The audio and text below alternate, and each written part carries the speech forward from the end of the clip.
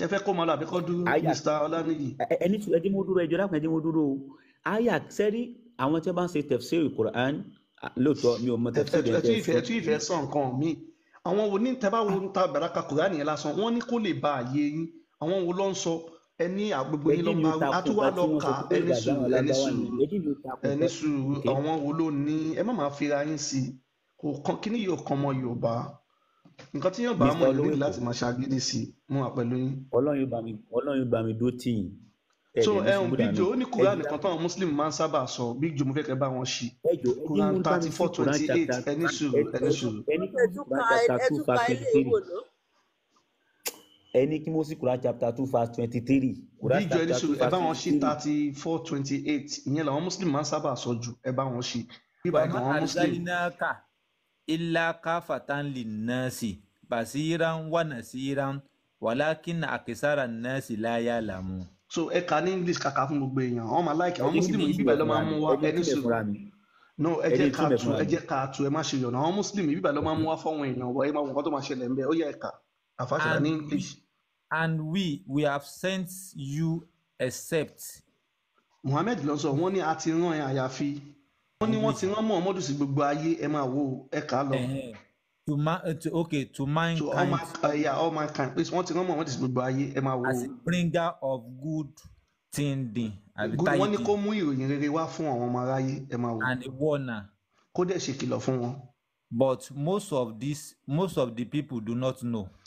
Púpọ̀ náà àwọn èèyàn yìí wọn wàá mọ̀ so ẹ wá sọ pé ibo ni gbogbo àwọn ayé tó ń sọ yẹn máa wọ̀ wọ́n ibi tí mo fẹ́ kẹ́ lò táwọn Muslim bá ti pàdé Muslim ń ta ẹ máa wò wọ́n o so àfáàṣọlá ẹ wá tẹ̀sí pẹ̀lú tẹ̀sí kó wá gbé jáde kẹ́ wá rí nǹkan tó kẹ́ wá rí idán tó ṣẹlẹ̀ ńbẹ̀ so mo máa ń fọwọ́n yẹn lápẹẹrẹ pé ó dàbí pé táwa bá ń sọ̀rọ̀ ńlẹ̀ Yorùbá ti bá ní gbogbo ayé Yorùbá máa lọ lọ́la o ṣé mò ń bá North Korea sọ̀rọ̀ ṣé mò ń bá China sọ̀rọ̀ àwa Yorùbá náà mò ń bá sọ̀rọ̀ so ẹ máa ráṣìírí nǹkan yẹn ń sìn tó bá ti gbé Kùránì kan fún yẹn má bá wọn jiyàn yẹn kàn tẹ́ pẹ̀lú àlàyé ẹ̀ ẹ máa rálàyé yẹn lẹ́kùnrẹ́rẹ́ níbẹ̀ yẹn wọ́n máa ṣàlàyé ẹ̀ dáadáa pé ilẹ̀ Mẹ́kà ló ń sọ o Medina ló ń sọ o Saudi Arabia ló ń sọ o ẹni sùn ẹ jẹ́ ká fi hàn àwọn èèyàn. èmi fẹ́ lọ sùn tó bá ti dọ̀la wáyé. ok bẹ́ẹ̀ ni ya ọmọdé wà lọ́la bàbá. èmi náà bí túbọ̀ yìí bàbá olówó. ìyá Ọlọ́run àjò wa rè no ibẹ̀rún náà ni wọ́n rán sí gbogbo ayé mo ti ṣèbí tí yín náà mo ṣe. èmi ló yẹ kí n túbọ̀ yẹn fúnra mi. àti yín mo ṣe gbogbo ayé lọ́rùn sí i àbí ṣé wọ́n rán sí gbogbo ayé mọ́ ni. tún mo ti fẹ́ tu olówó Èkó èmi ló yẹ kí n tún kàn fúnra mi. ṣé wọ́n tún rán sí gbogbo ayé mọ́ ṣèbí nǹkan tẹ́ fẹ́ lò nìyẹn tún gbà. no èmi ló yẹ kí n túbọ̀ yẹn fúnra mi. kò sí nǹkan tá a lè fi tẹ́ ẹ̀wọ̀n àfa lọ́rùn ọ̀gá so àfàṣọlá ẹ gbé sí pẹ̀lú tẹ̀sílì fún yẹn ká fún gbogbo yẹn. tuntun tẹ́yìn fẹ́ tu yẹn ṣó yàtọ̀ sí English tó ń gbé síta ni tó ń gbé síbẹ̀ ni. ó yàtọ̀ sí nǹkan táwọn tún náà. náà èṣù bí ẹ mọ̀ kọ́tà fẹ́ tú èṣù bí. kẹ́yìn lè fi tútù tí kẹ́yìn lè fi tọwọ́ bọ̀ wá lórí àbí kẹ́yìn wá brain wash wá pẹ̀lú tọwọ́ tí. no èṣù bí ẹ mọ̀ àfa yẹn mọ̀ nǹkan tó ń ṣe so nǹkan tó fẹ́ lò náà ni pé wọ́n rán sí gbogbo ayé àdètí kabẹ̀ jáde ẹ tẹ́ pẹ̀lú tẹ̀sílì Big Joe ẹ̀yin náà lè gbé jáde lọ́dọ̀ yín 34:28 yẹn pẹ̀lú tẹ̀sílì ó máa gbé jáde ms ti sùn ibẹ̀ yẹn ẹ máa rí pé wọ́n kọ́ pé fún Mẹ́kà ni ẹ bó ṣe ṣòro kí ní lọ́dọ̀ yín green ẹ kàn tẹ 34:28. olówó Èkó. ok 33 ni mo tẹ. 34:28 ó máa gbé jáde Big Joe ó yẹ kọ́dọ̀ yín yẹn fast náà. ń bọ̀. olóyìnbó kan ní Muhammadu Adalu Ọlọ́run ẹni tí ó bá farabalẹ̀ lọ kọ́ wọn kínní àwọn àfáà kan máa sọ fún yín náà kan máa wò ní pé gbogbo ayé kọ́ ló ń sọ ok olówó Èkó. mo wà pẹ̀lú ẹ jọ ẹ Mr. Adeleke asap sharp 34:28 pẹ̀lú tẹ̀sí fi yẹn. láti rí àbí. no ẹyẹ máa wá ẹni tó bá kọ́ rí wọ́n máa tún mo fẹ́ kọ́ gbé síta kí gbogbo ayé rí ni ẹni sùúrù rẹ̀ ní sùúrù. bí ẹ ṣe tún yẹ kọ́ ló ń wọ́n sí lẹ́sìn. mo ti rí. ó yá ẹ bọ́ sí kó tóbi. Mr. Adeleke tẹ́yìn náà bá rí ẹ jẹ́ ká mọ̀ ó yẹ ẹ jẹ́ ká kà. that you have been sent if you have been sent. wọ́n ní wọ́n ti rán wọ Muhammadu. as a prophet. gẹ́gẹ́ bí òjíṣẹ́. for the people of this city. fún àwọn ará ìlú yìí. or this country. or sí ìlú yìí. or this age alone. ṣé ń gbọ́ àbí fún agbègbè yìí nìkan. entire world kọ́. entry kọ the whole continent ni. Mo ti rí. Ó yá. Okay, ó yẹ ká. Mr. And we have Subi sent- yẹn jẹ́ fún wọn. Ẹ jẹ́ And kó we máa have ṣe pé wọ́n sent lọ́lẹ̀ as wọn. thee. So And we have sent as thee. a ti rán o. O Muhammad, Ìyẹn Muhammadu òjíṣẹ́ serve as a bringers of good tidings. kó jẹ́ ẹni tó máa mú ìròyìn rere wá fún wọn, iṣẹ́ rere wá fún wọn. Paradise for those who believe in Allah and honor. Àlùjọ́nà fún àwọn tó gbàgbọ́ nínú Allah àti ìkìlọ̀ tó mú wá. From the fire or for the fire for those who disbelieve in him. Iná fún àwọn tí ó gbàgbọ́ nínú rẹ̀. Unto all mankind. Sí gbogbo ènìyàn ẹ máa gbọ́ o. To the jinn and human beings. Àti àlùjọ́nà àti àwọn ènìyàn.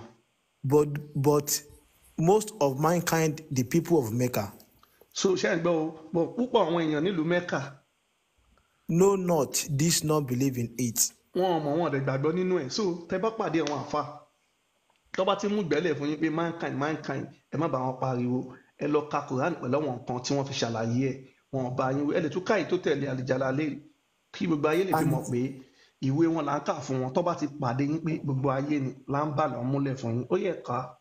And we did not send except to all kaftar as a circumstance qualifier. Wọ́n ní àwòrán sí àwọn kan wọ́n pè káfíńtà àbí ó ṣàṣọ gbogbo ẹ̀ tí ò tó sójú ẹ̀. Ó yá.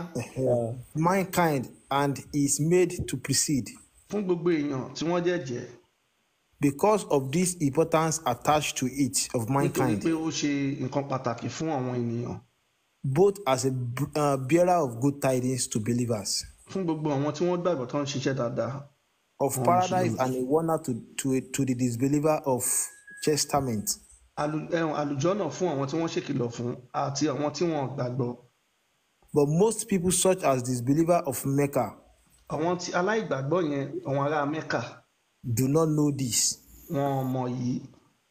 So bẹ́ẹ̀ lọ kò sí ìtọ́ka bákan náà ní gbogbo ẹ̀. So tẹ bá pàdé àwọn àfáà tó bá ti sọ fún yín pé gbogbo ayé ni wọ́n rán Muhammadu sí, wọ́n múlẹ̀ fún yín ni. So bàbá wọ kí mo kí yín náà olówó èkó wọn àpẹẹlẹ yín àfà. Ọlọ́run ni mò ń lò fún yín nísìn, Ọlọ́run bá mi dúró tì yín Mr. Sọlá, Ọlọ́run bá mi dúró tẹ̀yìn náà. Náà nípa àwọn àyàtẹ̀ ẹ̀ka yìí, àwọn English sẹ́rí kọ́lọ́n kó sànù wá ẹni tó sọ English yìí mi ò ní kẹ́ ẹ má sọ̀rọ̀ but ẹ ti ń tako àwọn Arab pé àwọn Arab nìkan ni wọ́n sọ ẹ́ ẹ̀sìn. Bẹ́ẹ̀ sì ni Ọlọ́run bá àwọn Arabic yìí gangan wí fúnra wọn nínú Quran tó sì jà wípé mo ní ká lọ wọ àyà mi tẹ́ẹ̀dẹ̀ ká wò ṣùgbọ́n àyà yìí tẹ̀ ká nísìn tá a bá fẹ́ túmọ̀ rẹ̀ ní Arabic lásán láì wọnú tefsir báwo la ṣe tú a sọ pé wàmọ́ àrísálínà ẹ bá mi gbé síbẹ̀ wàmọ́ àrísálínà kà àrán rẹ̀ ànábì sí ńlá káfàtán àfi sí gbogbo àwọn èèyàn naziran kó mọ̀ kìlọ̀ fún pé ẹ mọ̀ sí báyìí mọ̀ ẹ mọ̀ sí báyìí mọ̀ wàbàṣírẹ̀ kó o sì mọ̀. Mr. Alani yẹ jẹ́ ìṣàlàyé nǹkan fún yín ọmọ ayé yín. Ṣé nígbà tí wọ́n wà ní Mẹ́kà ń gbà yín tí nǹkan kan bá tiẹ̀ ń bá Muhammadu sọ̀rọ̀ lóòótọ́ ṣé tó bá fẹ́ sọ ṣó máa sọ pé Muhammadu ará Medina lárán ẹ sí o àbárá Mẹ́kà lárán ẹ sí ará Sábà lárán ẹ sí o ṣé bí gbogbo àwọn ènìyàn ṣé bí gbogbo bẹ̀yẹn ló ń sọ ló túmọ̀ sí ẹ jẹ́ sọ fún yín dàbí ẹni sùúrù ẹ jẹ́ sọ fún yín ṣé rántí omi kan tó gbé nǹkan lọ tsunami ṣé mọ̀ pé tó bá jáyé ìgbà yẹn tó bá máa kọ́ sínú tàn wọ́n máa láyé parẹ́ láyé tsunami ṣé mọ̀ abẹ́ mọ̀. tó bá jáwọ́ tí ì dáyé wọ́n á láyé parẹ́ pómi tsunami kan payé rẹ́ ìtumọ̀ ìlú yẹn ni ìlú tí nǹkan yẹn ti ṣẹlẹ̀ lọ́wọ́ máa ń sọ àwọn èèyàn yín lẹ́kàn lẹ́ máa ń mú nǹkan tí ò ń ṣe tiwa a fún yín lápẹẹrẹ pé àlá kan náà ló sọ̀rọ̀ ó lóun ò ní rán ẹni tí ò sò díẹ̀ sí ẹ sí ẹ ẹ̀dẹ̀ ṣáà rí ti nǹkan míì mọ́ wa ẹ jẹ́ ń pa máìkì fún yín. Olówó Èkó náà mo fẹ́ máa béèrè question ọdún mélòó ni ànábì fi preach Mẹ́kà gànṣẹ́ táwọn ní Mẹ́kà tẹ́ ń sọ pé àwọn Saudi lọ́lọ́run rán sí ọdún mélòó ànábì fi preach Mẹ́kà ibo ló ti sẹ̀mí gan jù question nìyẹn. ṣé ànábì wá sílẹ̀ Yorùbá ni. ṣó wá sílẹ̀ Yorùbá ni because kò yé mi náà ṣó wá sílẹ̀ Yorùbá ni. Olówó Èkó tí answer question mi. ṣó wá sílẹ̀ Yorùbá ni. ẹ kọ́ answer question tèmi. ṣó wá sílẹ̀ Yorùbá. Olówó Èkó àlọ́ lọ́dún mélòó ànábì ló Mẹ́kà. a ní ṣó wá sílẹ̀ Yorùbá ni sẹ́ torí ọ̀rọ̀ ní òye mi ẹ kí wàá kò ní wá gbogbo sílẹ̀ tẹ̀ ń Yorùbá. gbé béèrè lọ́wọ́ mi yẹn because àwọn question yẹn ṣe nǹkan tó yẹ kẹ́ máa béèrè. Ìdí tó fẹ́ ti kí n ṣàlàyé ẹ̀ ni pé ànábì lo nígbà tánábì di òjíṣẹ́ tán ànábì preach nǹkan tá à ń pè ní atawhid nílùú Mẹ́kà ìgbà tó ó dòjíṣẹ́ fún 40 years. Mr. Alaniye ẹni sùn ẹ má bínú Alhaji ní ọ̀rọ̀ ànábì délẹ̀ Yorùbá kádẹ́láyé wà ní ẹ̀kọ́ wá ṣàlàyé fún wa o. olówó èkó olórí burúkú làlájì tó sọ ìbòrò ẹṣu bí yẹn má ṣe pé fún wọn ẹjọ. ànábì ò wálẹ̀ Yorùbá bọ̀ tèmi fẹ́ ṣàlàyé nǹkan kan fún yín sá. ẹṣu bí yẹn má ṣe pé fún wọn ẹjọ. ẹ mọ̀ pé gbà mí wa bí àkọ́ tí a mọ̀ wọ́n lè kọ́ wa bí ànábì wa tó dọ́dọ̀ wọn ẹni sùn Mr. Alaniye Alhaji ẹ̀ka ẹni ànábì délẹ̀ Yorùbá ṣẹlẹ̀ ṣàlàyé fún wa. olówó èkó. ẹ̀ka ṣẹlẹ̀ ṣàlàyé fún wa bí ànábì ṣe délẹ̀ Yorùbá. ọ̀rọ̀ ànábì tí mo sọ pé ó délẹ̀ Yorùbá Al-Qur'an yẹn gbogbo ayé ló dé. ẹni sùúrù bó ṣe bí ẹni sùúrù ṣe bí àfi ẹni sùúrù Mr. Adeleke ẹ bá wa gbé Quran yẹn sí Quran 12:2. no Big Joe ẹjọ ẹ fi wọn lẹ because mi fẹ́ kí ẹjọ ẹ má bínú Mr. Adeleke ẹ bá wa gbé Quran 12:2 yẹn sí pẹ̀lú bí wọ́n ṣe ṣàlàyé ẹ pẹ̀lú bí atafsiri ọtẹfsiri ẹjọ. So Alhaji Allah tó lóun sọ Kùránì kalẹ̀ ní èdè Lárúbáwá ṣé àwa Lárúbáwá lè dé wa. ó sọ tí wọ́n bá ní wọ́n sọ nǹkan kalẹ̀ ní èdè kan wọ́n sọ pé wọ́n sọ kalẹ̀ fún àwọn èdè yẹn. Ok ẹni sùúrù ẹ ti ń tako ọ̀rọ̀ Al-Kùránì báyìí jẹ́ kó gbé síta bí ìjọ tó bá jẹ́ ìnáwó lè tẹ́ gbé síta lọ́dọ̀ yìí Quran 12:2 pẹ̀lú àlàyé tafsiri ẹ lè bá wa gbé síta. So Alhaji ọ̀rọ̀ yín tó bá dẹ̀ tako Quran ẹ mọ̀ pé ìlẹ̀ lẹ̀ṣẹ̀ ẹ̀ṣẹ̀ òdọ́dọ̀ tèmi mi ò tẹ̀ láàlá so Alhaji ẹ lè ka kínní fún wa ẹ ṣe. ẹ bá mi bóde ẹ ò ní o. àwọn ti bóde ẹ kò lè jù báyìí lọ mi mọ̀ bí ẹ máa tẹjú mọ́ fóònù. inna anzalnahu Qur'anan arabiyyan la'allakum ta'qilun. Mr. Alaniye ẹ má ṣe yọnu mọ́ ẹ jẹ́ kí Alhaji ṣàlàyé náà Alhaji ó yẹ ṣàlàyé.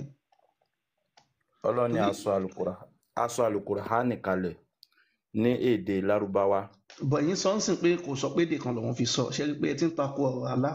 irọ́ mi sọ yí pé ànábì mi sọ pé èdè kan mo ní wọ́n máa ṣe ń sìn ẹ máa tọrọ astaghfirullah lọ́dọ̀ àlá torí ẹ ti gbèsè ẹ ní kò sọ pé lédè Lárúbáwá nísìn àti wá fi hàn pé èdè Lárúbáwá ló fi sọ Kùránì kalẹ̀. ntí mo sọ kọ́ nìyẹn ẹ gbọ́ mi yé ntí mo sọ kọ́ nìyẹn mo ní wọ́n sọ kalẹ̀ ní èdè Lárúbáwá ní èdè wọ́n sọ kalẹ̀ fún àwọn Lárúbáwá wọ́n sọ kalẹ̀ ní èdè Lárúbáwá. ó yẹ jẹ́ ká wá kà fún yín àbí ṣe lè kà á ṣe máa ka yòókù àbí kàkà. Mr. Adeleke ẹ kà á jẹ́ àjọ kà ó yá. Only we have revealed it àti lecture in Kùránì Arabic. kalẹ̀ ní èdè Lárúbáwá. ẹ̀yin náà ní ẹ sọ pé ẹ jẹ́ fún ká àwọn máa sọ náà Lárúbáwá. ẹ jẹ́ àkà lọ ṣàtidélẹ̀ ni. He says, ó wí pé we have sent down a Gabriel àti with the ránjú Quran to ìwé kalẹ̀ Muhammad kó sọ Kùránì kalẹ̀ fún Muhammad in accordance with the usage of Arabic language, nípa ti lílo èdè Lárúbáwá that ye may understand á lè yé wọn that which you are commanded to do, ní nǹkan tí Allah ti pa wọ́n láṣẹ kí wọ́n ṣe and that in which you are prohibited from engaging. ní nǹkan tó ṣe wọ́n pé òun náà gbọ́dọ̀ fi máa ṣe lílo ẹ̀ pẹ̀lú ra wọn ẹ tún tẹ̀síwájú. We have revealed it as an Arabic Quran a ti sọ Kùránì kalẹ̀ ní èdè Lárúbáwá in the language of the Arab, ní èdè àwọn Árábù àwọn ọmọ So that Lárúbáwá you- Árábù so that you, O people of Mecca, àti débi tá à ń lọ á lè yí ẹ̀yin ará Mẹ́kà bẹ́ẹ̀ni ẹ̀ka délẹ̀ ó yìí kú láì kan might Mighty- understand, comprehend its meaning. á lè yé yín ẹ lè mọ̀ túmọ̀ ẹ̀ dáadáa ẹ̀wọ̀n Alhaji ọ̀nà làṣàrà Mẹ́kà ni ọmọ Yorùbá ni mí ẹni sùn ṣàrà Mẹ́kà ni ẹ bèrè ẹ sọ dáhùn lẹ́ẹ̀kan sí ọmọ Yorùbá ni mí. ṣe ẹ pé àyànjúràn lẹ lọ ṣe dénú Islam irọ́ ẹ̀yin lẹ gbọ́ ọ̀rọ̀ yẹn yé. àyànjúràn lẹ lọ ṣe ẹwọ ẹrí ta fún yín ta tún kà á fún yín ẹ tún láàgbọ́ Alhaji, yé ẹ a jẹ́ tún kí kà ẹ á má fún sọ yín ẹ nǹkan tún kan. láàgbọ́ yé Olówó náà kò- Mr. Alaniye ní sùúrù a kà á fún yín ẹ láàgbọ́ yé a tún tún kà ẹ tún láàgbọ́ yé ẹ jẹ́ ẹ ti sọ ti yẹn jẹ́ ń sọ tèmi. wọ́n sọ nǹkan kalẹ̀ ní èdè Lárúbáwá tí Haúsá bá fẹ́ kọ lẹ́tà sí ẹni Yorùbá sùn ní fún àwọn ará àbọ̀ ẹni sùn fún àwọn ará àbọ̀ lọ́pẹ́ wọ́n sọ kalẹ̀ fún gbogbo ayé. no ibo lọkọ gbogbo ayé sí ń sìn nǹkan tá a máa ń sọ nǹkan náà nìyí ṣé ẹ mọ tó yẹ kẹ ṣe ń sìn ẹ máa tọrọ astagafulillah ẹ máa tọrọ astagafulillah àwọn èṣù bí yìí ẹjọ èṣù bí yìí ẹjọ. èṣù bí yìí ẹ̀dẹ̀ farabalẹ̀ kí ló ń gbénu yín. ọ̀rọ̀ yín náà ń bíyàn nínú ọ̀rọ̀ tẹ bá wọ̀ yẹn lóòótọ́ irọ́ tẹ̀ ń pa ti pọ̀ jù. ọ̀rọ̀ yẹn ń bíyàn nínú náà. irọ́ tẹ̀ ń pa ti pọ̀ jù. ní rí bíbá everybody ń kà. kò sọ gbogbo ayé sí ẹ̀yìn dẹ̀ fi sí. ẹni tó máa tẹ̀lé common sense gan-an ṣé wọ́n rán Quran tẹ́ ń sọ pé wọ́n rán sí gbogbo àgbáyé ṣé àwọn China ń gbà tó bá tẹ̀ ní Muslim àwọn péréte níbẹ̀ ṣáwọn ẹ̀ gbà bẹ̀ ẹ lọ sí other country ṣáwọn ẹ̀ náà gbà bẹ̀ ẹ̀dẹ̀ wọ́n máa sọ fún wa pé gbogbo àgbáláyé ẹ yẹ ká máa lo common sense náà ṣé bá gbàlagbà ní gbogbo yín. ẹ máa gbọ́ wọn wá sọ yìí pé kẹ́nikẹ́ni náà ó gbà lágídí. agídí lẹ fi fún àwọn èèyàn agídí ni ṣé mọ history Islam ṣá èyí tẹ́ kàn jókòó sí ilẹ̀ Yorùbá tẹ́ mọ anything tẹ́ mọ history tẹ́ mọ nǹkan kan àfi Quran kọ́ sórí ẹ wá máa bèrè wọ́n ṣàwọn èèyàn ìbáyìí ẹ wá ibà ká máa gbé aṣépè tó dáhùn kan. èṣù bí àwọn èèyàn pọ̀ nǹkan mi wọ́n ní ọ̀rọ̀ tálájì sọ ń bí àwọn ọ̀nà gbogbo ilé ẹ má bínú èṣù bí nígbà míì wá ẹ mọ̀ pé wọ́n fẹ́ máa parọ́ kan bọ̀ tó bá ràn sí gbogbo ayé pé rọ ni ẹ jẹ́ ká kàn máa wò wọ́n kàṣẹ bí pé ó yẹ yín gbogbo ayé ló ka nǹkan yìí àǹfààní tó wà fún èèyàn láti lọ kà wọ́n sọ pé wọ́n sọ kinní ìkalẹ̀ fún àwọn èèyàn ará Mẹ́kà kó lè ba àyè wọn sọ ọmọ Yorùbá o wọn sọ ọmọ Yíbò wọn sọ Haúsá o àmọ́ torí àyanjúràn tá a fẹ́ ṣe ló mú wa lọ gbà bọ ẹ ti wá gbà nìyẹn ẹ̀yin lè ṣàyanjúràn ẹ má wà máa mú mọ́ wa pé aláàrán sí gbogbo wa ni ẹ jẹ́ ká sọ bí ó ṣe sọ ṣé mo pẹ́ ṣe ẹ̀ nísìnyí ẹ ti ń fi kún Quran tẹ́ ẹ bá mọ̀ ẹ béèrè lọ́wọ́ àfa yín ẹ ti gbẹ̀ṣẹ̀ ẹ ti fi kún Quran so alájà má bínú tí bá fẹ́ béèrè ta ni àfa yín ẹ má bínú. Sheikh Ahmadu Labib. ok ẹ láfa ok ẹ wá ṣe nǹkan èmi ò fi ní dárúkọ àfààní yẹn ẹ béèrè lọ́wọ́ àfààní pé ẹ ka Quran nìkan Quran 12:2 ṣé gbogbo ayé ni Allah sọ sí ni àbí àwọn ará Mẹ́kà bá ṣe kà á fún yín ẹ̀yin lè screenshot ẹ̀ ọ̀kẹ́ lọ́wọ́ kẹtẹ lọ́dọ̀ yín kẹ lọ́wọ́ pé ta ni Allah ń sọ ṣé mọ̀ pé Quran tẹ bá fi kún abẹ yọ kúrò ẹ ti gbẹ̀ṣẹ̀ tẹ́ bá mọ̀ jẹ́ nǹkan abẹ fún yín ẹ̀wọ̀n Mr. Adeleke bá ń ṣe Quran 5:101 so ẹ máa rí bẹ̀yẹn ẹgbọ́n nǹkan tí Allah sọ nǹkan tẹ bá rí nínú Quran tó bá fi hàn sí gàdàgbà tẹ bá ti lọ ń sọ ẹ ti gbẹ̀ṣẹ̀ bọ̀ ó yẹ yín ẹ jẹ́ kó kabẹ̀ fún yín kó lè yé yín ọ̀rọ̀ Quran tẹ bá ṣe bá ó lè dùn yín ọ̀ ẹ máa gbà á bẹ́ẹ̀. Quran kí lẹ pè náà. 5:101. ìrọ̀ tá a ti papapa láti 1970s 80s 90s. bèbí ti ṣẹ́jú kò sí ìyẹn mọ́. 2024 dẹ̀ tún fẹ́ máa parọ́ the same thing ẹ náà fún wa ibà yìí. adẹ́sẹ̀ má bínú ẹ wá kò sí yẹn mọ́ àwọn èèyàn ti já ẹni tó bá yìí fi máa tẹ̀lé kí ní ẹ̀dọ́ máa tẹ̀lé ok adẹ́s ó yẹ ká. ok ṣé kí n ká bìkan ká. ẹ̀ka ẹ̀yin má ṣe yọ̀nà ẹ̀ka. O believers. ẹ̀yin mùsùlùmí òdodo.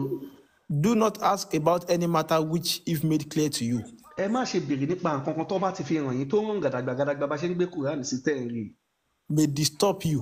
torí ó lè padà yọ yín lẹ́nu ẹ mọ̀ pé nǹkan tẹ́ gbọ́ rí tẹ́ wá ń rí àbí tẹ́ gbọ́ rí gbọ́ rí bọ̀ ẹ wá ń rí ó máa yọ yín ó lè padà yọ yín lẹ́nu àmọ́. olówó èkó ẹ jẹ́ ká kíní ìdílé ẹ má bínú sá Alhaji ó yẹ ká lọ Mr. Adeleke. But if you inquire about what is being revealed in the Quran. tó bá ti jẹ́ nǹkan tó wà nínú Kùránì ni bá ṣe fi hàn yín tá à ń gbé síta yìí. It will be made clear to you. wọ́n máa fi hàn yín tó máa yé yín gàdàgbà tẹ́ máa rí gidi pẹ̀lú ojú báyìí ojú sójú. Allah has forgiven what has been done in the past. Allah lóhun ti dáríjì yín because ẹ mọ̀ ìgbà ìmọ̀ ni ẹ mọ̀ nǹkan yẹn rí ẹ gbọ́ rí òun ti dáríjì yín ẹ nídìí láti wá máa ṣàríyànjiyàn kẹ máa ní ẹ gbà Mẹ́kà kan lọ́rùn sí ilẹ̀ Yorùbá ni ẹ má ṣàgídí ẹ ká lọ. And Allah is all forgiving and most forbearing. ṣé ẹ gbọ́ Allah aláforíjì lòun òun dẹ̀ máa fi agbójú gbogbo ẹ̀ fún yín bọ̀ ẹ má jiyàn nǹkan tẹ bá pàdé níta tẹ́ bá gbọ́ rí ẹ má bínú ẹjẹ́ ń délẹ̀ ẹ má lọ ṣèwádìí fúnra yín ni wọ́n ṣe pé kẹ́ wá máa jà pé ẹ kò lè rí bẹ́ẹ̀ awakọ̀lá kọ Quran tẹ́ bá wò Quran 12:2 yẹn ti sọ òun sọ Quran kalẹ̀ lédè Lárúbáwá fún àwọn ará Mẹ́kà very simple. olówó èkó ṣẹ̀rí àyà tẹ́ ka yẹn tafsiri ẹ̀ àti sábàbù nùsùlù ẹ̀ ṣe lè ka jáde. kí wọ́n kà. èwo lẹ́ ń sọ. kan àwa tẹ̀síìrù kankan àti wá ẹ sábàbù tiẹ̀ ní sùúrù ewo lẹ́ ń sọ pé kí lọ ka sábàbù náà lu ẹ̀ lẹ́ ń sọ. ẹ̀yin tẹ́ ẹ̀ mọ̀ kankan látàárọ̀ wọn sọ pé ṣe èmi fi lè fún yín ní nǹkan tá a kà fún yín nǹkan tá a kà fún yín pé tẹ bá ti bá pàdé àbí nǹkan tẹ́ gbọ́rí àbẹ́ rírí tẹ bá rí ẹ ní láti máa jánu tẹ máa lẹ́gbàá fún. ntẹ́mi ń sọ fún yín ni wípé ẹ lè tú Kùránì nínú ẹja gbọ́dọ̀ jàre Kùránì wo kì í tú ṣé Kùránì tẹ̀ jẹ́dẹ̀ yìí ni Kùránì ẹ̀ tú Kùránì bọ́sẹ̀ yí sébòlẹ̀ yí wá sí koro. wòrò náà ń wí látàárọ̀. lọ́kàn dẹ́ máa gan bòròró ó kò dàbí bòròró kalẹ̀ ni bòròró ló gan ní báyìí náà. ẹ á máa yí ẹ̀hún yẹn kan wọ́n máa parọ́ irọ́ ìkorojú ṣé àwa tẹ̀ wá lọ́pọ̀ nílàkà ìbẹ́ bẹ́yìn ò bá tẹ̀ ní. a tún wá sábàbù nùsùlù káàkiri kí wọ́n wá sábàbù nùsùlù àyà yẹn wá. kẹ́rí bá gbogbo ọ̀rọ̀ tó wà lẹ́yìn bá sọ àbẹ̀ sókè ní gbagba ibi pẹlẹbẹ ló máa múlẹ̀ bẹ́ẹ̀ lọ́rọ̀ àwọn pípù yìí bó ṣe máa yí wa sébè làwọn máa yí wọn sí poro wọn ò fẹ́ gbà wọn náà dẹ̀ ní fẹ́ gbà ni ṣé Kùránì jẹ́dẹ̀ wa ni. ẹ rí gbogbo àwọn tẹ̀ ń wò yìí ó yé wọn ju ẹ tó kọ́ yín lẹ́kọ̀ọ́ gan lọ. olówó èkó. àdèmọ gbogbo ẹ̀yin tẹ́ ẹ pé ayé aláàjì ńlá ńlá yìí náà fọwọ́n àná gbogbo yín ṣe jìbìtì pátápátá gbogbo yín àmọ́ yín dáadáa. èṣù bí yìí ẹ má bínú jàre èṣù bí yìí ẹ má bínú èṣù ẹ má bínú. ẹgbẹ́ni sọ wọn ní bẹ́ẹ̀ ilé bẹ́ẹ̀ yà Allah ló ń ṣìyàn lọ́nà wọ́n ń ṣe èṣù bí yìí Allah ló ń ṣìyàn lọ́nà. naam olówó èkó síbi máa sọ̀rọ̀ tèmi lọ. Mr. Ọláníyì kí ló tẹ̀yìn òjò orúkọ lárúbáwá mo tiẹ̀ láìkì oyin jẹ́ Ọláníyì. orúkọ mi jẹ́ Abdulhafiz náà Abdulhafiz lórúkọ mi náà. ẹ tún lórúkọ ẹrú náà ó ga. mọ̀kàn ṣé orúkọ àbí sọkọ́ nìyẹn máa ń. ẹ̀hún aláàjì ó dára gbogbo àwọn èèyàn nǹkan tẹ̀lé ń sọ tó ń fi hàn yín irọ́ yẹn ti pọ̀ ju aláàjì. olówó èkó sí kí n máa bọ́rọ̀ mi lọ. ẹ wo èmi àti yín bí kò pa kàn ṣáà ń lọ. Mr. Ọláníyì èmi kàn fẹ́ bẹ̀ kọ́ ẹ̀ṣẹ̀ kan lọ́wọ́ yín sà èmi ò lọ sínú Quran nínú ìran àti ẹ̀sìn èwo ló important ju bàbá mi. ẹ̀sìn important o. ọlọ́ọ̀bá o. ẹ̀rọ máa ń yẹ jàre eléyìí bù ni. ẹni sùúrù ẹyọ kan so ó túmọ̀ sí pé Mr. Ọláníyì tí yóò bá àtọ̀wọn lárúbáwá bá ń jà sí ẹ máa gbèjà àwọn lárúbá. olówó èkó wọn máa yí tiẹ̀ gan burúkú tó bá lọ ka ẹ mọ́ pẹ̀lú àwọn Fúlàní àwọn pípù yìí. Mr. Ọláníyì wọ́n ti bèrè wọ́ọ̀sì wọn kó tó di pé ẹ mọ ẹ̀sìn inú ìran kọ́lẹ́ wọn kọ́ wà ní ẹ̀yin òpònú dédé yìí kó tó di pé ẹ mọ ẹ̀sìn inú ìran yín lẹ́yìn ọkọ̀ bí yín sí inú ìran yín lẹ́yìn ọkọ̀ mọ̀ ìran yín ló important jù nínú gbogbo ìsísí ayé yín ṣẹ́ẹ́rì bó ti bèrè lọ́wọ́ èèyàn ọkọ̀ ẹ̀ṣọ́ yìí the same thing ló máa ń sọ kẹ́lẹ̀ mọ́kọ́ yìí fi wọ́n ponú gan. ẹ kálẹ́ o. èṣù bí a. ẹ kálẹ́ o. ẹ kálẹ́ Mr. Ọláníyì ní ẹ̀sìn ló ṣe pàtàkì jù. ẹ kálẹ́ o ṣé ń gbọ́ mi. ẹ kálẹ́ Mr. Arówólò. ẹ jọ̀ọ́ ẹ má bínú o mo fẹ́ bẹ̀bẹ̀ ni o. ṣé rí Mr. Ọláníyì yẹn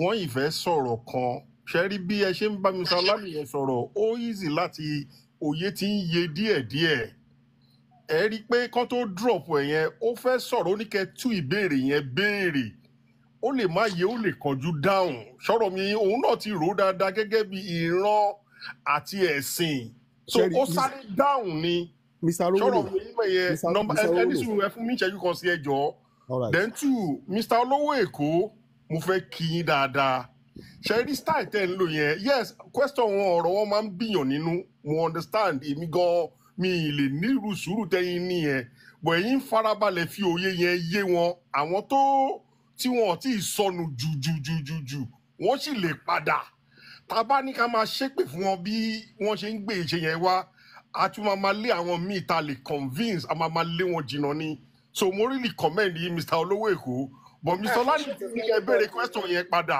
ó ti ń dàrò. ok Mr. Arówólò ẹ kí dáyé sọ̀rọ̀ sáà yẹn sà ṣe rí ọ̀rọ̀ question tí mo bi Ọláníyì yẹn kì í ṣe àwọn tí ń bi wọn so ti kì í ṣe àwọn nìkan kì í ṣe àwọn nìkan ló wà lórí position yẹn ṣẹ́rí kí ni wọ́n ti brainwash wọn tó wọ́n yẹ kó yé wọn wípé láti ilẹ̀ náà ti gbà pé ẹ̀sìn ló important ju ìran wọn lọ. so ti yẹn ṣẹ́rí gbogbo kí ni mo ti máa ń béèrè láti ilẹ̀ mo ti máa ń béèrè pé àwọn mùsùlùmí máa sọ pé ọmọ ìyá wa mo máa ń béèrè question kan lọ́wọ́ pé ẹ dúró náà ká gbà pé bóyá ìran Haúsá àmì ìran Yorùbá àti Fúlàní jọ ń jà sí báyìí ẹ̀yin tẹ́ pé ayé mùsùlùmí tẹ́ rò pé bóyá mùsùlùmí àwọn Fúlàní pé ọmọ ìyá yín ni tẹ́lẹ̀ máa support so ti yín ibẹ̀ lẹ́tí máa mọ ogun nǹkan tí à ń sọ yìí ṣé rí ọ̀rọ̀ táwọn people máa ń sọ ọ̀rọ̀ ń gbà ṣẹ́rí olówó èkó mo comment ẹ̀ gan because ẹ tó ní sùúrù ni èmi ò dẹ̀ ó lé ní ẹ̀ bá ní sùúrù sùúrù báyìí èmi gan comment tó wọn. ti iná ẹ̀ àwọn question yẹn pé ẹ máa rí ọmọ Yorùbá tó wọ́n máa béèrè tó wọ́n máa wọ́ àwọn èrò ẹ̀ á máa wọ́ wọn nílẹ̀. Arabu level, Keo Lasoni, Arabu level, Arabu level, Arabu level, Keo Lasoni, Arabu level, Arabu level, Arabu level. Keo Lasoni, Arabu level, Arabu level, Arabu level, Keo Lasoni, Arabu level, Arabu level, Arabu level, Keo Lasoni, Arabu level, Arabu level, Arabu level. Keo Lasoni, Arabu level, Arabu level, Arabu level, Keo Lasoni, Arabu level, Arabu level, Arabu level, Keo Lasoni, Arabu level, Arabu level, Arabu level. Keo Lasoni. Mr. Olaniyi ti dé padà. Mr. Olaniyi. Keo Lasoni, Arabu level, Arabu level. Mr. Olaniyi. Before kẹ́ tó béèrè question lọ́wọ́ mi sà, ṣé mo lè sọ nǹkan kan? No, ẹ má bínú lẹ́ẹ̀kan yẹn ṣé ẹ gbọ́ question yẹn dáadáa ẹ gbọ́ béèrè yẹn dáadáa ni àbí ẹ ti gbọ́ tán ẹ ti dáhùn tẹ́ tó gbọ́ béèrè. Mo gbọ́ question yín but mi ì mọ ibi tẹ́ fẹ́ lò sí. Ọlọ́run bá mi bí ti Mr. Dádì wa rówó lò kọ́lọ́n bá mi gbà fún wọn sà. Torí àwọn tó fẹ́ lò sí báwo kò síbi tó bá fẹ́ lò sí ìran àti ẹ̀sìn mà lọ béèrè. Ṣé mọ̀ pé ok Mr. Subi yìí. no anyway tẹ́ bá rò pé ẹ fẹ́ lò sí àbí ti béèrè lọ́wọ́ yín ẹ̀yin ni kẹ́ wá dá ọ lò bóyá kẹ́ wá yàn náà bóyá ẹ mọ bìkan tó fẹ́ lò sí àbí bìkan tó máa ń lò sí o ẹ̀yin kẹ́ wá sọ fún wa mo ti béèrè question mi. Mr. Olaniyi. Yes sir. question yẹn ò rújú rárá o wọ́n ní nínú ìran àti ẹ̀sìn ẹ̀mú kan kò rújú rárá àtọ́. ok tá a bá sọ pé nínú ọ̀nà sí ẹ̀sìn tí mi ń ṣe àbí ẹ̀sìn general àbí kí n sọ pé bí ẹ̀sìn Yorùbá àbí bí ẹ̀sìn Ọbàtálá àbí Ṣàngó. gbogbo ẹ̀sìn láyé ṣe mọ̀ pé nínú ìdílé kan ìyá lè bí ọmọ mẹ́fà kí méjì jẹ́ mùsùlùmí kí méjì jẹ́ oníṣẹ̀ṣe kí méjì dẹ̀ jẹ́ kìrìsìtẹ́nì. Okay. Understand? So ẹ̀sìn mẹ́ta nìyẹn nínú ìdílé kan nínú àwọn ọmọ tó ti ara ìyá kan ṣoṣo jáde. So nínú ẹ̀sìn àti ìran yín ni gbogbo àwọn ọmọ mẹ́fẹ̀ẹ̀fà yẹn ara ìyá kan lè ti jáde ìran yín ni wọ́n but ẹ̀sìn yín yàtọ̀. Ṣé understand? So ká ní ẹ̀yin ẹ dá dúró nínú ìran àti ẹ̀sìn ẹ̀mú kan. Tí mo bá gbọ́ yín dádì sà Mr. owó rẹ̀ mọ́ ti mí rí ẹ̀rẹ̀ máa mi rí now tí mo bá gbọ́ yín ẹni pé ìyá kan bímọ ó bí ọmọ mẹ́fà àwọn mẹ́ta jẹ́ mo fi ṣàpèjúwe ni o mo fẹ́ tún sọ kí n má bàa misquote yín náà ni àwọn kan jẹ́ kálápọ̀jù àwọn kan jẹ́ mùsùlùmí àwọn kan jẹ́ Ọya àwọn kan ṣe Ọbàtálá ẹ wá ní bóyá mo wá ní gbọ́nmi sí omi òtó kí láàmú nínú méjèèjì. sáìdì ta lẹ máa wò nínú àwọn méjèèjì yẹn sáìdì bó lẹ máa wà. máa wà ní sáìdì ọ̀dọ̀ àwọn pẹ́rẹ́ǹtì wa. àwọn pẹ́rẹ́ǹtì kan mò ń sọ ìran ni mò ń sọ. ìran náà ló bí. bẹ́ẹ̀ ni mo ṣẹ́ẹ̀rí Mr.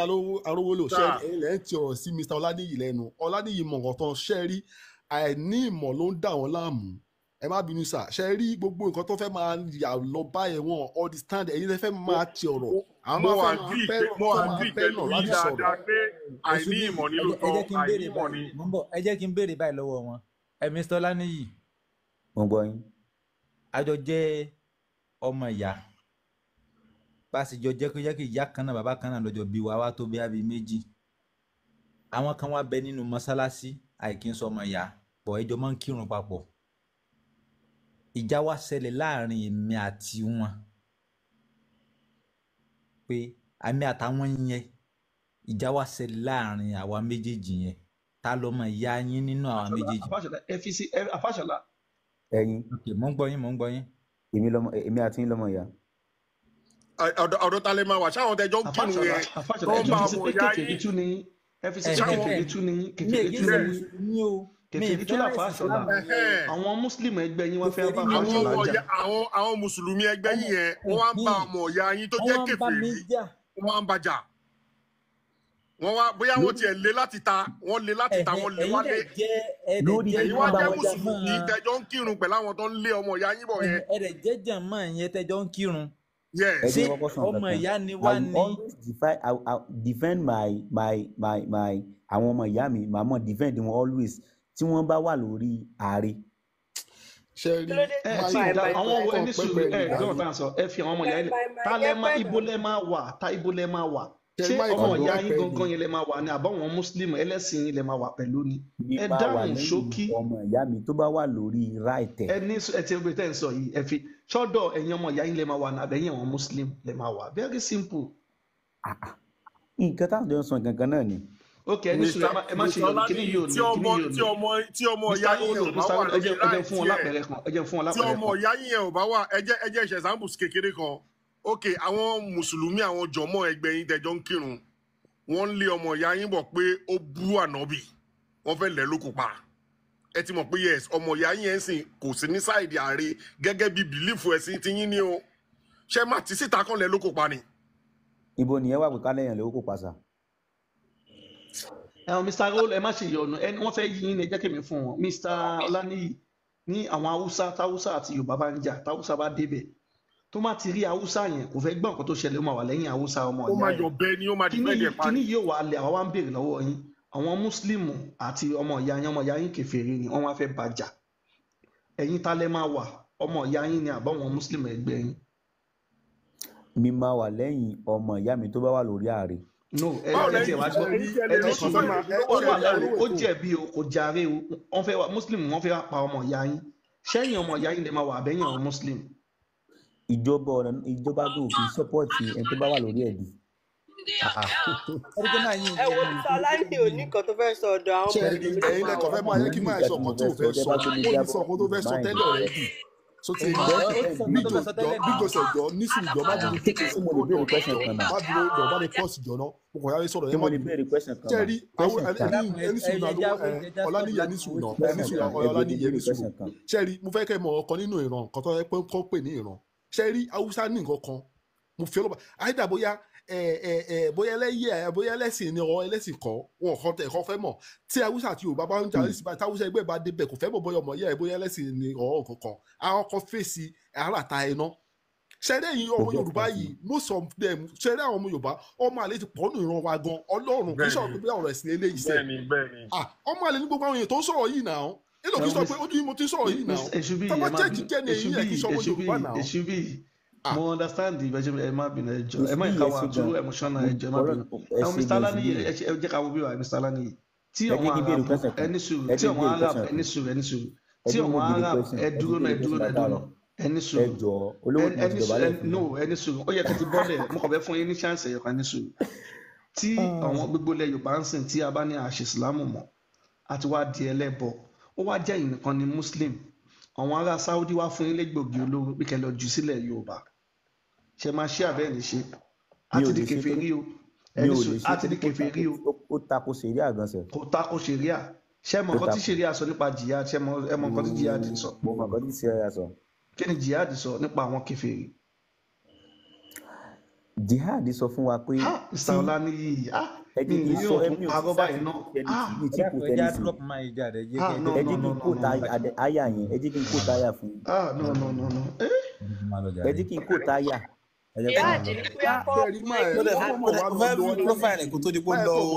lọ́lá ní ìṣòro orúkọ ẹ̀ ni so ti èyí kò tí mọ̀ pé a máa accept wọn bí wọ́n mọ̀ pé a máa bá èèyàn tó bá lo orúkọ yorùbá ó mọ̀ pé a máa fẹ́ bá wọn sọ̀rọ̀ dáadáa.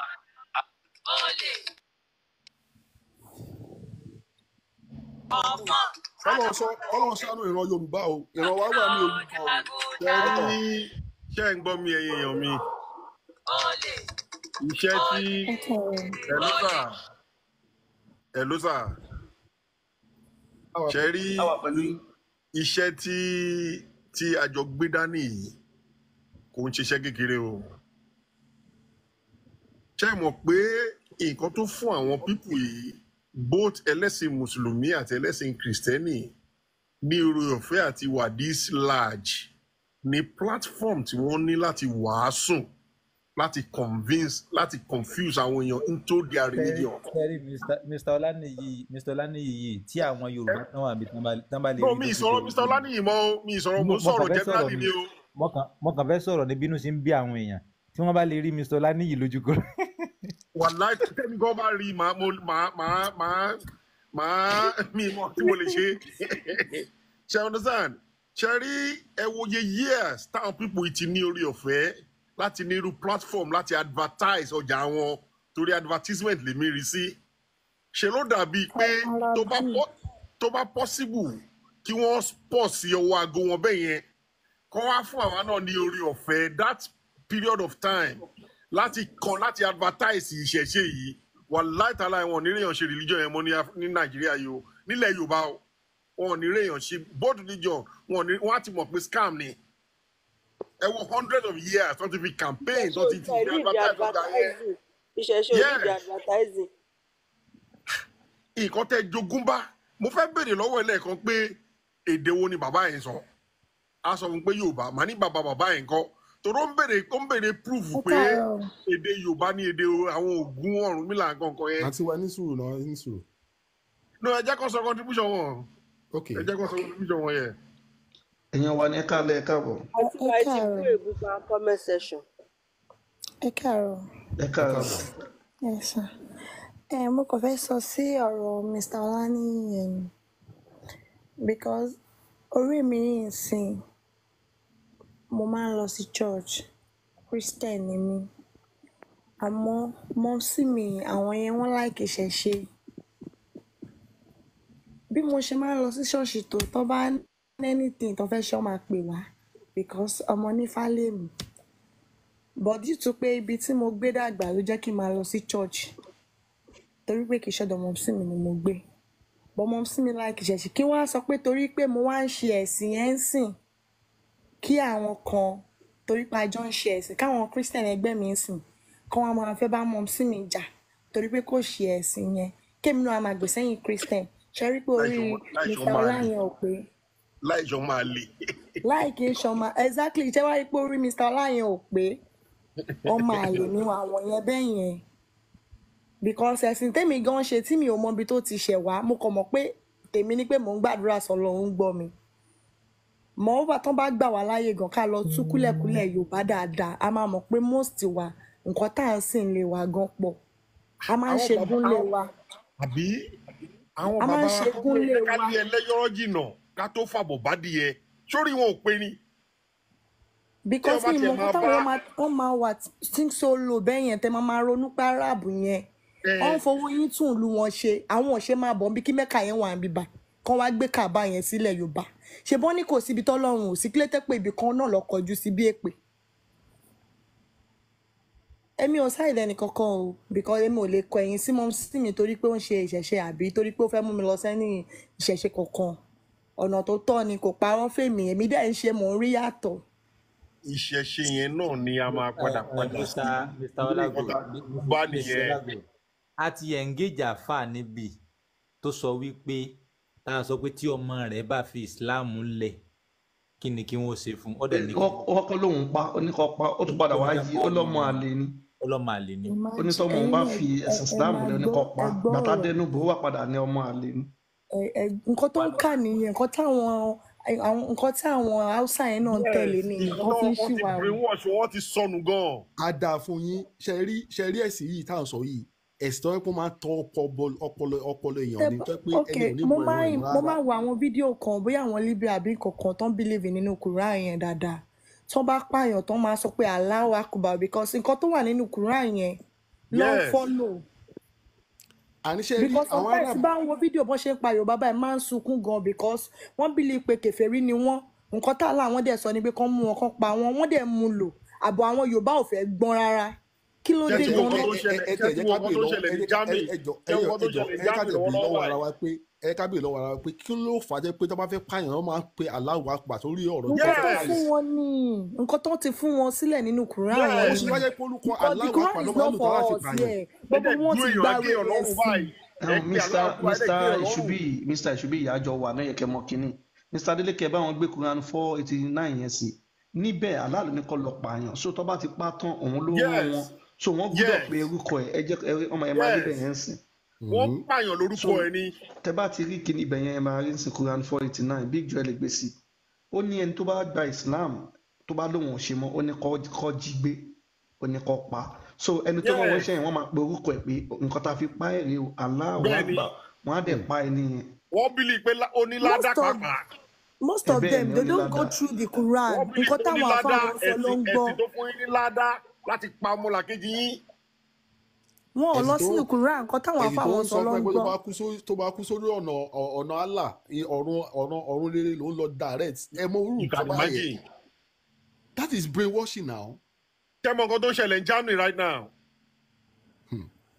Most of them they can't read the Quran. ṣé mo tó ń ṣẹlẹ̀ ní Germany ní Germany right now. Gbogbo major mosque ní Germany náà ń fọ́n sí i go on the net ẹ gógó ẹ right now gbogbo major mosque ní Germany náà ń fọ́ náà ń wó dànù. àwọn bíbí wọn tẹ̀ tí mo ọkàn Islam tẹ̀ rò pé parẹ́ Islam máa parẹ́ ilẹ̀ Yorùbá lágbọ́rọ̀ Ọlọ́run ẹ̀yin lẹ́kọ̀ọ́. títorí pé àgbà fún wọn bíbá ẹ lọ ṣe mú òfin àwọn nọ́ọ̀tì yẹn ló ń bí. yes sharia. mo ti lọ sí nọ́ọ̀tì rí mo ti lọ sí nọ́ọ̀tì rí tó jẹ́ pé mo wá borí ẹni tí mo lọ bá ó wá ń sọ fún mi pé pé kí n padà sílé o kí n lọ borí pé tí n bá lọ borí wọn lè sọ mí lóko pa o. that means nǹkan tó wà nínú Quran mo lọ nọ́ọ̀tì rí dáadáa tí mo rìn jìnnà dáadáa lọ báyọ̀ ń bẹ̀.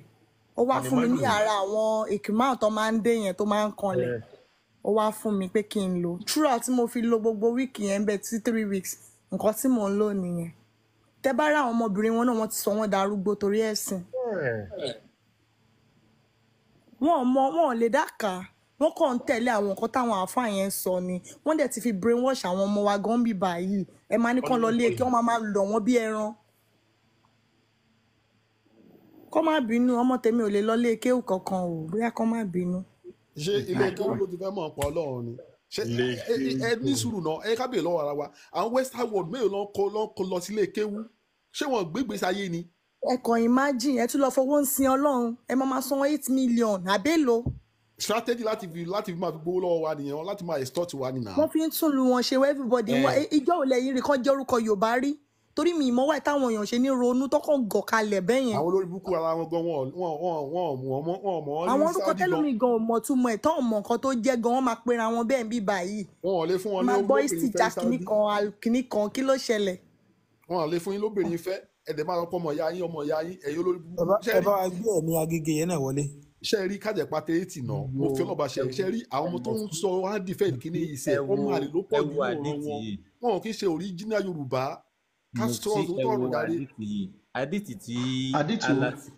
àdìtì tí Allah's wife tó fún wa. kí ni nọ́mbà Buhari 3167 àdìtì yẹn ó gba 3167 àdìtì yẹn ó gba 3167 àdìtì yẹn ó gba 3167. bàbá Arówólò ẹ bá a mú ti ọ̀dọ̀ ibẹ̀ ọjà tí wọ́n wọ ẹ̀kọ́. ẹ ti rí àdìtì yẹn àbí. ìyá mo ti mú tẹ. ẹ ti rí àdìtì yẹn àbí. ìyá mo ti mú tẹ. ẹ ti rí àdìtì yẹn àbí. ọ̀dọ̀ yín yẹn kú ẹ mọ̀. tí wọ́n á kí ni. 3167 Sọ̀yí Buhari.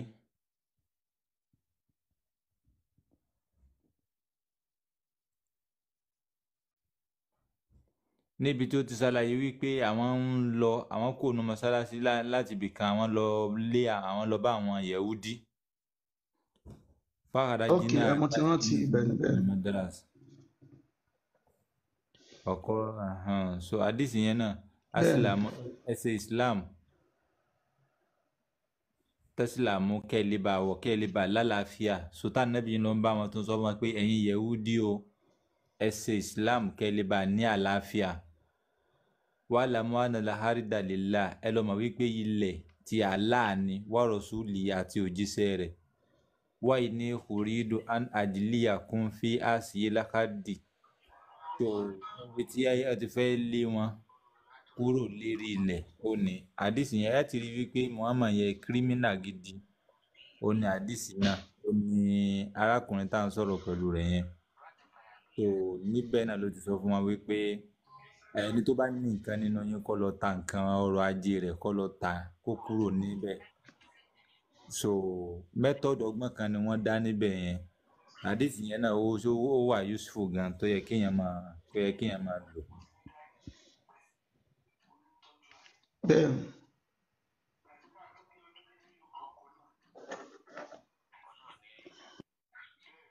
ìwà kírímínà ti pọ̀ jù lára máàlù yẹn ìwà kírímínà ti pọ̀ jù.